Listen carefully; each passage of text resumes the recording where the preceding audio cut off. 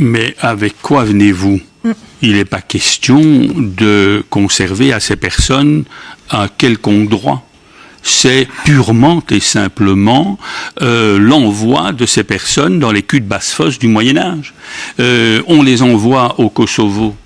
On les envoie donc à l'étranger, parce que je vous rappelle tout de même que le droit pénal est territorial, et donc ce ne sont pas nos règles qui vont s'appliquer au Kosovo. Ah oui, donc on ne peut pas les garantir. Et on ne peut rien garantir. Et donc, de nouveau... Comment ? On n'a rien à garantir.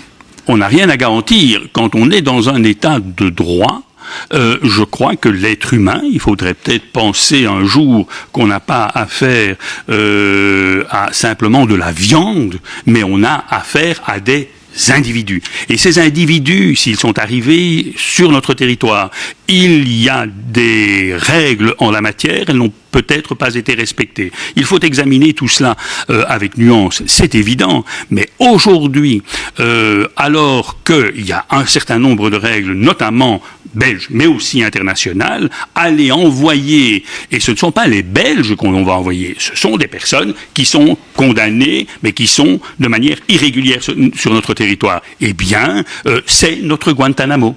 Et il faut oser le dire.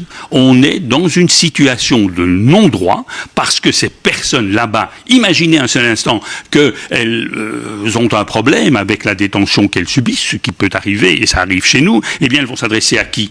Le tribunal, l'exécution des peines, le tribunal de l'application des peines, il va faire comment? Et donc, vous avez toute une série de règles qui ne seront pas appliquées, et ces gens, je n'ai pas d'autre mot, c'est exactement comme si on les envoyait dans un cul de basse-fosse, on les oublie, ils n'existent plus, et ils vont disparaître purement et simplement des radars du judiciaire.